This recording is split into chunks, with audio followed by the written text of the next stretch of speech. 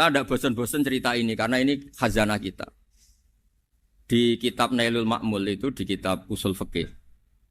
Saya berkali-kali cerita ini karena ini untuk menunjukkan bahwa Quran itu liqaumi ya'qilun, liqaumi yatafakkarun. Ada seorang kiai, seorang ustadz, kiai dulu. Kiai dulu itu ya memang orang soleh, alim terus jadi kiai. Kalau kiai sekarang tuh macam-macam, nganggur terus ingin jadi kiai. Terus daftar gitu. Ada lowongan di yayasan, masuk ingin jadi ustadz. Karena dengar ada gajinya. Dulu tidak ada seperti itu. Udah. Makanya dulu tuh kalau ustadz kiai pasti soleh karena dia alim terus ingin orang lain tuh mendapat ilmunya. Kalau sekarang nggak ada yayasan sehat, guru gajinya sekian. Yang nggak ingin jadi ustadz tuh daftar. Karena ada gaji. Apalagi ada kabar, ada gaji, ada mes, ada... Wah, yang daftar banyak. Tapi mentalnya ada kiai sebetulnya. Ya kalau sampean tanya itu baik dah Gus, ya setengah baik. Ya maksudnya setengah baik ya ada baik ngajar itu kan baik. Tapi setengah saja karena motifnya itu nyari gaji, bukan ingin mencerdaskan umatnya Rasulullah SAW. Itu Imam Amudi itu guru matematika. Saya nggak bosan-bosan cerita ini. Guru matematika. Muridnya sampai takut ini masuk surga ndak. Kiai kok ndak ngajarin istighosa atau tahlil malah ngajarin apa? Matematika. Beliau meninggal terus muridnya tanya, "Ma fa'alallahu bik?" Kira-kira gitu. Apa yang dilakukan Allah? Allah nyambut Anda gimana? Terus kata Imam Amudi, "Bagus, saya disuruh ngajar malaikat." Karena malaikat kan enggak pernah kayak anak begi gini ngaji gini. Malaikat itu enggak pernah ngaji, dia iman saja karena tahu surga, tahu neraka terus iman gitu aja. Jadi imannya malaikat tuh enggak keren kita. Imannya loh. Loh itu yang ngendikan Nabi loh, enggak saya. Nabi pernah tanya sama sahabat, iman yang paling keren siapa? Jawabannya sahabat malaikat. Ya enggak karuan malaikat iman. Dia yang tahu surga neraka, tahu segalanya masa ada imannya pasti iman lah katanya. Terus ya para sahabat engkau iman ya wajar kan menangi saya, nemuin saya. Yang hebat itu orang-orang yang tidak melihat saya, tidak saya didik tapi tetap iman. Karena dididik akal, ya tadi dididik Quran, apa dididik Quran. Sama siapa? Teks bahasa Arabnya masang. Terus Imam Amudi kata Allah, suruh dia ngajarin para malaikat cara menemukan saya. Malaikat dikumpulin terus Imam Amudi disuruh ngajar. Sama singkat kata-katanya Allah di mimpi itu. Istadilla ala wahdaniyati. Di hadrati malaikati. Tolong ajarkan cara menemukan saya padahal Anda ini manusia yang tidak melihat saya. Anda di Jakarta kan melihatnya gedung-gedung. Paling jadi khayal terus nikmat lah Anda ikut punya tapi ikut nikmati. Itu orang desa-desa kalau ke Jakarta itu pokrol. Wah di Jakarta itu gedungnya tinggi-tinggi, tidak kayak kampung sini. Lu udah ikut punya, ikut bangga. Di Jakarta orangnya cantik-cantik, tidak kayak orang sini. Padahal dia ya tidak dapat orang cantik gitu. Jadi Allah itu saking pinternya, miskin-miskin ya bisa berkhayal dan bahagia. Akhirnya itu apa ini anak-anak begini saya tak niati ngajar standar anak-anak akademik. Terus pertama yang diajarkan hanya bilang gini, sama siapa teknya? Ya malaikat wahi para malaikat. Terus beliau bilang, nisbatus naini wassalasah ila malanihayatalahu nisbatul far'i ilal asli. Angka itu jumlahnya berapapun 2, 3 sampai triliunan. Semuanya itu nisbatul far'i ilal asli. Bin nisbat ilal wahid nisbatul far'i ilal asli. Angka 2 ya cabangnya 1, 3 cabangnya 1, 1 triliun ya cabangnya 1. Tetap yang asal usul adalah angka 1. Itu nangis semua malaikat. Cara Jawa itu mandekman kue iman kaya imanku. Makanya imannya umat Rasulullah SAW itu PD-nya yakinnya kayak imannya malaikat. Kalau Tuhan itu 1. Karena angka enggak bisa dimulai kecuali dengan angka 1. Makanya nisbatus naini wassalasah ila ma la nihayata lahu iku nisbatul far'i ilal asli. Semuanya itu nisbatnya cabang ke induk. Berarti semua alam raya ini tetap asal usulnya 1, yaitu qul huwallahu ahad. Nah, itu namanya akal. Umatnya Rasulullah itu ditinggali mukjizat akal lewat panduan Quran sehingga meskipun kita tidak menangi Rasulullah, tidak menangi sahabat, kita tidak tahu malaikat Jibril, tapi cara iman kita ini tidak kalah keren. Yakin hakul yakin. Terus kedua, gambar. Kamu gambar rumah, gambar hewan, gambar apa saja, mesti dimulai satu titik. Entah gambar kamu bagus, entah jelek, tetap dimulai satu titik. Lah titik ini namanya nuktotul wujud. Semua alam raya dimulai dari satu titik, yaitu nuktotil wujud. Makanya Quran dimulai bismillah, dan bismillah itu dipilih sama Allah pakai pertama ba. Ba itu ada titik. Itu kata semua ulama. Itu titik itu singkatan dari bi kana makana wa bi yakunu mayakun. Karena saya semuanya ada. Bi itu karena saya. Jadi makanya santri-santri beki tidak usah bayangkan kamu jadi wali terus bisa terbang ke Mekah, tidak usah. Kalau terbang ke Mekah ya sudah umroh aja bayar. Kalau enggak ya maklaran KBH atau apa. Pokoknya cari gratis. Ya gratis kan ya. Dapat orang 10 gratis satu. Terus orang enggak umroh-umroh dirayu-rayu supaya umroh. Repot. Itu pelanggaran fikih itu. Kalau orang punya utang itu wajibnya nyaur utang dulu gitu. Wah, repot. Saya itu juga sering bingung di kampung-kampung. Gus sama umroh. Kenapa? Dapat gratisan. Minta uang saja buat nyaur utang. Enggak boleh. Wah, secara fikih yang wajib itu nyaur utang bukan umroh. Enggak boleh Gus diminta uang, enggak boleh, harus umroh. Udah gitu saya ini bingung Gus mau umroh. Enggak nikmati. Kenapa? Disuruh ngajar Gus. Repot semua kalau ibadah mergawe ya gini bingung semua. Ya saya mohon anak-anak BK semuanya yang seneng Quran itu harus seneng sampai kayak saya sehingga tahu mencari Tuhan dengan cara tauhid yang berbasis akal. Itu sedzahir imannya malaikat. Jika di klasmen iman itu manusia ulul ilmi, kita-kita yang nekuni ilmu itu nomor 1 prakteknya. Karena nomor 1 itu Allah karuan kan syahidah wa, Allah kan enggak tertandingi syahidah wa annahu la ilaha illallah, terus wal malaikatu. Malaikat kan karuan karena langsung menyaksikan surga, dan ketiga apa? Wa ulul ilm. Berarti prakteknya kan nomor 1. Kalau kompetitornya semuanya manusia, ulul ilmi nomor berapa? 1 kan? Nah nomor 3 kan dari Allah, malaikat, ulul ilm. Berarti kalau kompetisinya antar manusia nomor berapa? 1 kan? Nah kenapa ulul ilmi di nomor 3 kan tapi dari Allah, malaikat, ulul. Kerennya kayak apa? Karena cara iman ulul ilmi itu enggak ada ragunya sama sekali. Kamu ragu enggak kalau 2 itu cabang dari 1, asalnya 1? Enggak pernah ragu kan? Semua gambar seruat apapun dimulai dari 1 titik. Ragu enggak? Enggak kan? Nah imannya umatnya Nabi karena dipandu oleh Quran itu seyakin itu. Sehakul yakin itu. Nah itu terus Jubair bin itu jadi iman. Am khuliqu min ghairi syai'in am humul khaliq. Terus kata Allah lagi, kalau kamu tidak percaya saya yang bikin langit bumi ya gampang dong. Kamu saja yang ngomong kalau kamu yang bikin. Paling orang sepakat kamu stres.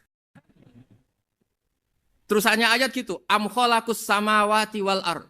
Kalau kamu tidak yakin Allah yang bikin ya silakan Anda klaim saja kalau kamu yang bikin langit bumi. Bala yuqinun. Kamu juga gak mau kan dibilang stres. Ya, ini ngaji ilmu dulu, nanti bagian terakhir ijazah.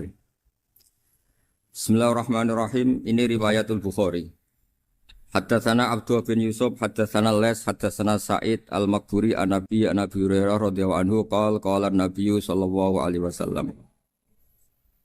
Ma minal anbiya'i nabiyyun illa qad u'tiya minal ayat ma mithluhu amana alaihi al-bashar. Wa innama kana alladhi utituhu wahyan awhahu wa ilayya fa arju an akuna aktsarahum tabi'an yaumal qiyamah. Dadas kita tahu semua nabi itu punya mukjizat. Ya, semua nabi itu punya apa? Mukjizat. Mukjizat itu hal yang luar biasa yang memastikan manusia itu tidak bisa menyainginya atau menandinginya. Dan rata-rata mukjizat nabi dulu itu fisik. Misalnya ontanya Nabi Soleh itu kan onta tapi keluar dari batu, itu kan aneh. Aneh sekali. Atau tongkat Nabi Musa bisa simsalabim mengeringkan laut apa? Merah. Semua Nabi itu punya mukjizat dan semuanya berbentuk fisik. Kecuali mukjizatul Rasulullah Shallallahu Alaihi Wasallam itu berupa Al-Quran. Al-Quran itu konsep ilmiah. Terus kata Rasulullah Shallallahu Alaihi Wasallam, tapi saya karena Quran itu justru berharap pengikutku besar dan sampai hari kiamat. Sekarang kita logika ya. Andaikan kamu punya tongkatnya Nabi Musa, kalau kamu suka uang, kepikirannya dijual apa dipakai? Kalau kamu suka uang, pakai. Kalau kamu ahli suudon itu pikirannya ndak, ini asli ndak. Karena yang melihat di Turki itu ya sebagian gitu. Kalau yang suka perdukunan itu bayangkan tuh miliknya. Mungkin dipakai ngakali orang atau apa, pokoknya bayangkan tuh miliknya. Kalau yang kolektor pikirannya itu nanti ini laku berapa. Tapi kalau peneliti mungkin pikirannya itu ini asli apa enggak? Bukti aslinya apa? Repot lah. Lagi pula kalau kamu punya utang terus mau apa? Istri kamu marah mau apa? Kalau pakai tongkat. Nah, beda dengan mukjizatnya Quran itu semuanya apa? Ilmiah. Orang yang sedang harmonis dengan istri bisa pakai ayat di antara ayat-ayat Allah itu apa? Wa ja'ala bainakum mawaddatan warahmah. Nanti kalau ditakdir cerai, saya tidak menyarankan cerai. Kalau ditakdir cerai, itu masih dimotivasi sama Allah wa iya tafarraqa yughnillahu kullam min sa'ati. Jika suami istri itu cerai, jangan-jangan suaminya dapat istri lebih baik, istrinya nanti dapat suami lebih baik. Jadi yang masa lalunya ada keprahara. Kan banyak orang suaminya meninggal ketika nikah lagi ditanya, kangen sama suami pertama, alhamdulillah ini lebih baik.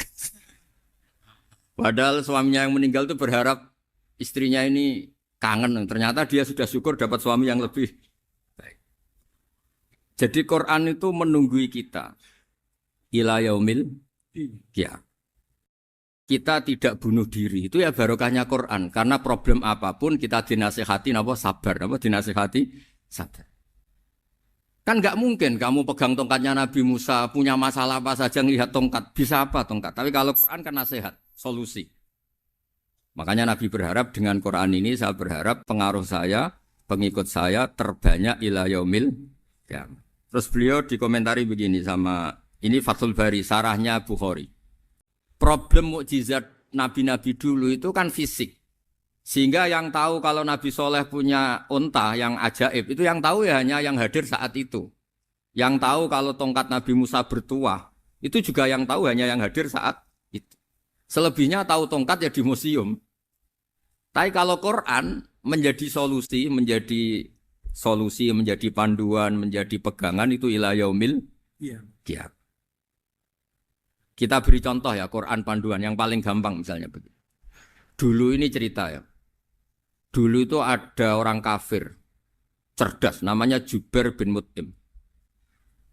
Itu saking pinternya dia, pinter juga tokoh.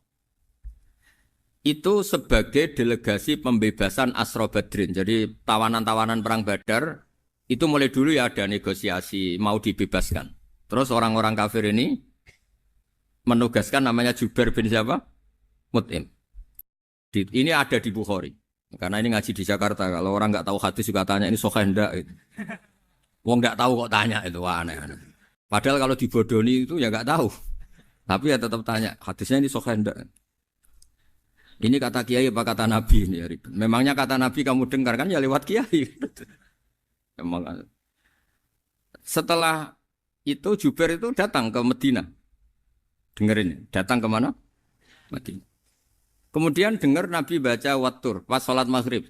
Jubair karena Nabi dulu gak ada hotel, gak ada pondok ya. Pondoknya Nabi hanya sufah itu.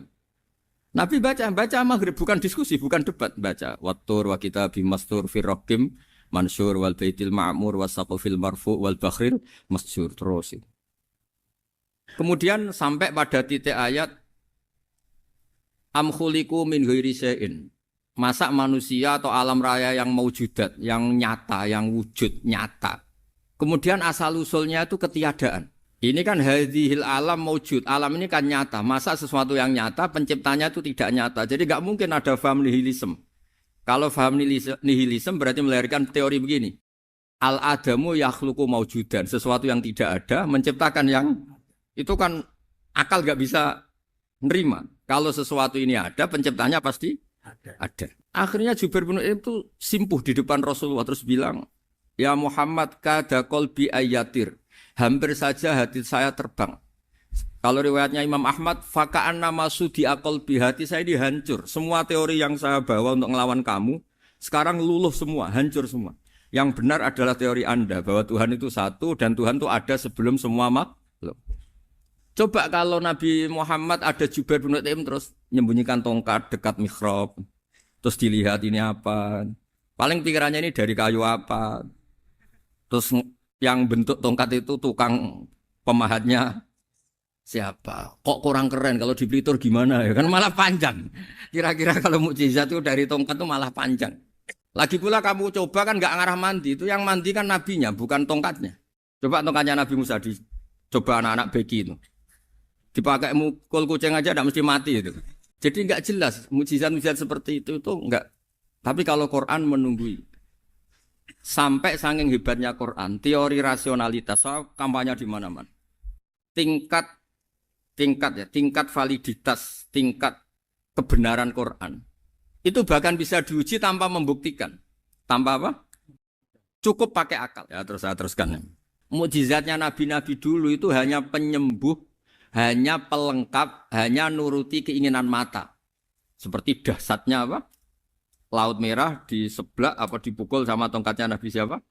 Itu semuanya itu hanya memanjakan mata. Urusan mata. Terus wow itu. Tapi kalau mukjizatnya Nabi Muhammad itu berdasar akal. Maksudnya berdasar akal nih dengerin ya. Dengerin betul. Ketika Laut Merah terus tersibak kan wow itu keren kan? Terus kita bilang menyimpulkan, wah kita tidak akan mampu. Itu bodoh sekali kesimpulan kita tidak akan mampu. Meskipun bikin nyamuk Anda juga tidak mampu. Loh untuk memutuskan tidak mampu saja kok sampai pertunjukan seperti itu tuh laopo, cek goblok gitu. Nah kalau kita karena umat yang pinter untuk memaksa kita nggak mampu, Allah bilang Inna wa la yastahi ayadriba mathalam ma ba'udhu. Kita melihat nyamuk langsung berkesimpulan tidak mampu. Saya berkali-kali cerita nyamuk itu sudah kecil, masih punya urat, uratnya kayak apa? Masih punya kuman, kumannya seberapa? Nyamuk itu kecil, punya organ tubuhnya punya urat. Itu kalau kamu pinter, antara tongkatnya Nabi Musa menyibak Laut Merah sama nyamuk itu sama-sama berkesimpulan melahirkan satu faham bahwa kita tidak mampu. Loh, untuk memaksa tidak mampu saja kok menuju pertunjukan ada onta keluar dari batu. Nakotu soleh, ada tongkat yang bisa mengeringkan laut. Cek goblok ya. Lah kita alhamdulillah tidak jenis goblok yang seperti ini. Untuk ikrar bahwa Allah itu hebat ala kulli syai'in cukup lihat nyamuk. Kagum kan? Sudah tidak usah bikin hidup. Saya berkali-kali mencontohkan. Para pemahat tak suruh bikin patung gajah itu mampu. Tak suruh bikin patung nyamuk kalau bisa. Nyari materi dari apa? Gampang mana bikin patung gajah sama patung nyamuk? Gajah, makanya Allah bikinnya contoh itu untuk ijaz itu pakai nyamuk, bukan pakai gajah. Itu kalau ustadz-ustadz yang agak jorok malah contohnya nyamuk, Gus. Itu kecil. Itu kayak apa? Di dalamnya dia hamil. Itu anaknya kecil lagi, telurnya kecil lagi, itu gimana itu cara bikin itu? Makanya di sini ini ada kitab Itqan, itu komentarnya itu lucu. Ini kitab Al-Itqan karangannya Imam Suyuti. Ini persis komentar saya tadi yang kata Imam Suyuti, pengarang kitab Itqan. Wa ya imma khissiyah wa imma aqliyah. Jadi mukjizat itu ada yang fisik, bisa dilihat indra, panca indra, bisa dilihat akal. Wa aktsaru mu'jizati Bani Israil kanat khissiyah li baladatihim. Bilada itu goblok, wakillati basairihim. Dasar wong goblok. Mukjizat kok ngenteni sing wow. Maksudnya dasar untuk ngakui Allah hebat saja kok nunggu halal yang seperti itu gitu. Paham gitu? Mergo likil latin apa aklihim. Wa aksaru mu'jizati hadil ummah aqliyatun li farati dzakaihim wa kamali afwahihim. Dan mukjizatnya umat ini semuanya berdasar akal karena sudah cerdas. Jadi andaikan kita melihat tongkatnya Nabi Musa menyibak Laut Merah dengan melihat nyamuk, kesimpulan kita sama-sama wow, sama-sama keren, sama-sama memastikan kita tidak mampu. Makanya terus Quran menerangkan kita wa ma min dabatin fil ardi wala ta'iri yatiru bijanahihi illa umamun amsalukum. Jadi keseharian kita lihat burung kok terbang. Itu sudah ayatun min ayatillah. Paham ya, dados niki kudu bangga ditunggoni napa Quran, nggih ditunggoni napa Quran. Wa mu'jizatul Quran tusyahadu bil basirah, fayakunu mayatabi'u li ajlihi aksar. Terus li annal ladzi yusyahadu bi ainir ra'si yang qaridu bin qiradi musyahidi. Sesuatu yang tampilan dahsyatnya itu disaksikan mata, maka itu bisa habis. Era tongkat Nabi Musa seperti itu habis gak? Bisa mengeringkan Laut Merah, habis kan? Tapi era mukjizatnya Quran ila yaumil qiyamah.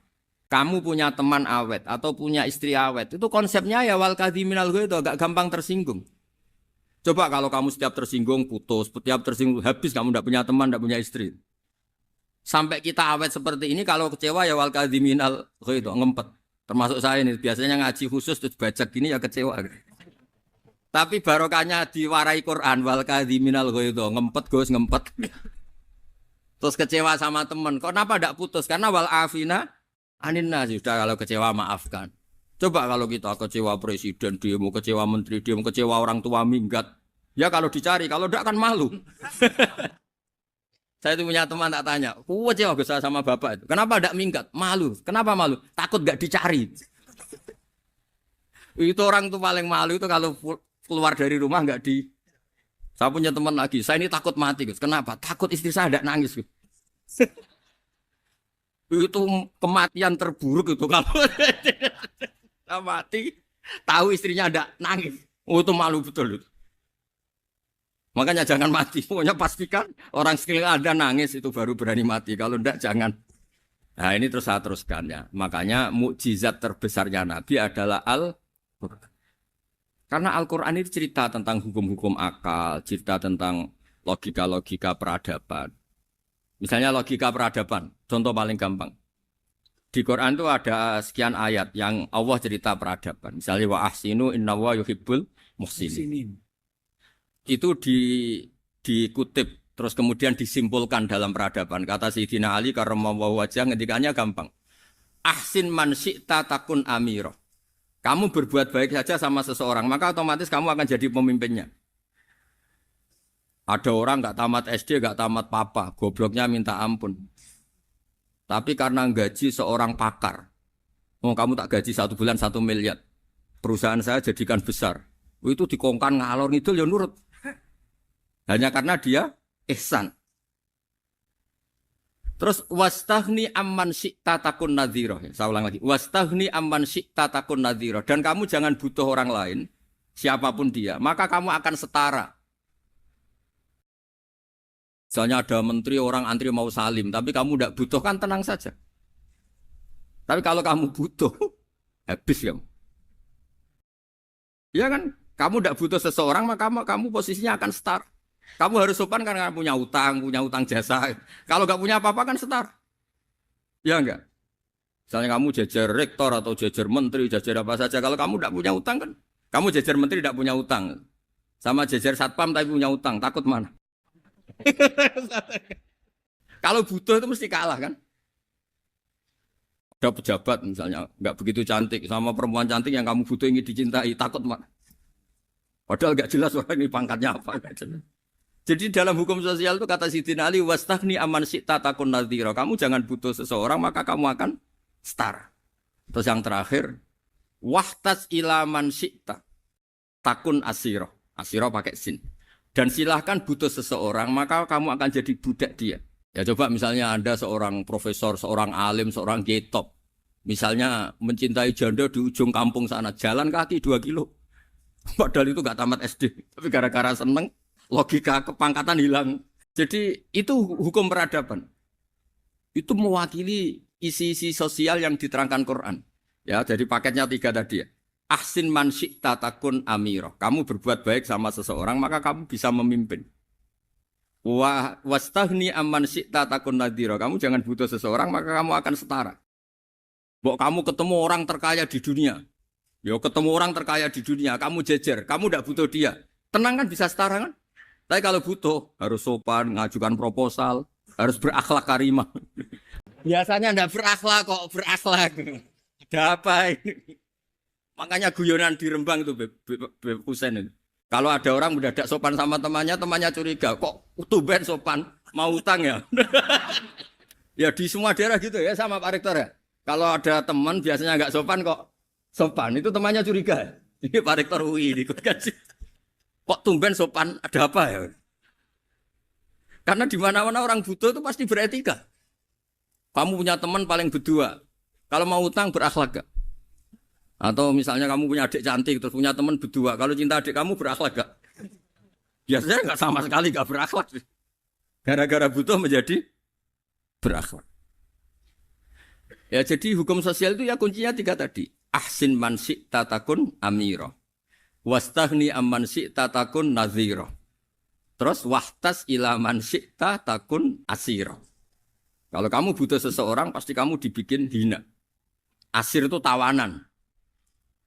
Nah, Quran itu bicara sosial itu lengkap. Dan itu yang nunggui kita. Kita punya tetangga yang kurang baik, ya seneng. Punya tetangga baik, ya seneng. Kata Imam Syafi'i, saya berkali-kali cerita. Kok seneng semua Imam Syafi'i? Ya bagus lah. Kalau yang seneng saya enak lah. Dijak jagongan, dijak ngopi enak. Yang gak seneng saya, gak ngarah utang. Kamu punya tetangga, gak seneng kamu. Aman kan? Aman. Gak akan pinjem uang kan, pinjem mobil. Gak seneng kok. Makanya Imam Syafi'i itu kalau ngedikan luar Syafi'i, diceritain orang, ya Aba Abdillah bagiannya, ya Aba Abdillah orang itu gak seneng kau. Bagus lah. Loh kenapa bagus?